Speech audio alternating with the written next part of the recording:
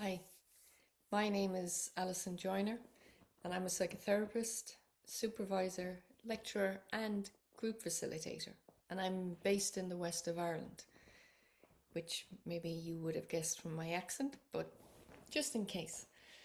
Um, I've written a book called What Am I Doing Here? Existential Wisdom for Everyday Living. And this has been a dream of mine for over 20 odd years. My hope is that I can take the existential wisdom that is in the philosophy and bring it down to the level of everyday living, because that's where its beauty really lies. That's where we get such a huge benefit from it.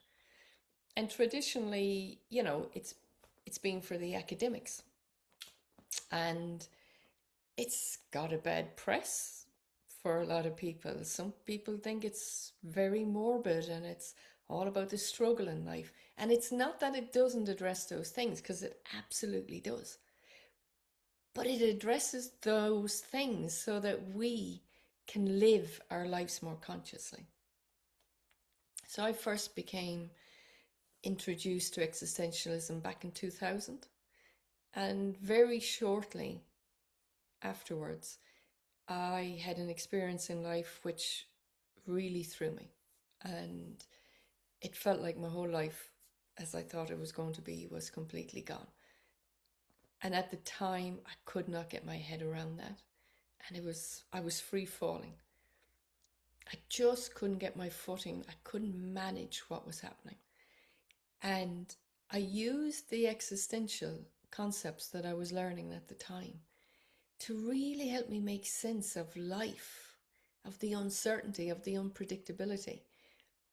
And also, it gave me this tool, this anchor, that really helped me navigate going forward from this point. So I've always felt, my God, this should be available to everybody. Why are so many people struggling when they could have this knowledge? So I qualified as a therapist in 2003, and I began teaching existentialism and phenomenology. I know it's quite a mouthful. From 2006. And to me, this is my life's work, my professional life's work, because I've sat with hundreds, thousands of clients over the years, and I have given workshops on existentialism, and I've run existential groups online, and the same themes keep emerging. So it doesn't matter what your position in life is, prince or pauper, that's got nothing to do with it. These are themes that show up for absolutely everybody in life. We're talking about death, talking about responsibility, choice, meaning. Nobody escapes them. So whether you realize it or not, whether you're conscious or not, you are living through these themes. And what's really important to realize is it's not those things that are causing you suffering, but it is how you respond to them.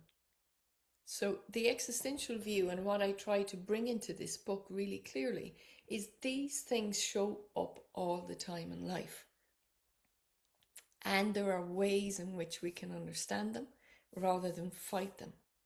And there are ways in which we can look at ourselves and how we respond so that we get to co-create it consciously. Because like it or not, we're co-creating. What's happening out there depends on how I relate to it. So it's a dance. And this is the dance that I want the book to let people know about. So, yeah, it's my baby, it's my dream.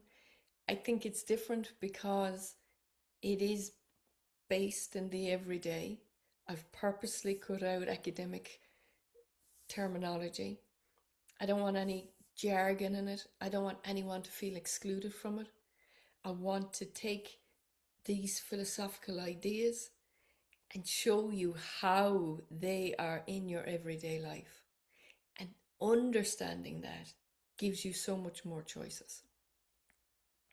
So my hope is that people will absolutely emerge feeling more empowered, feeling definitely more resilient, and trusting in themselves more.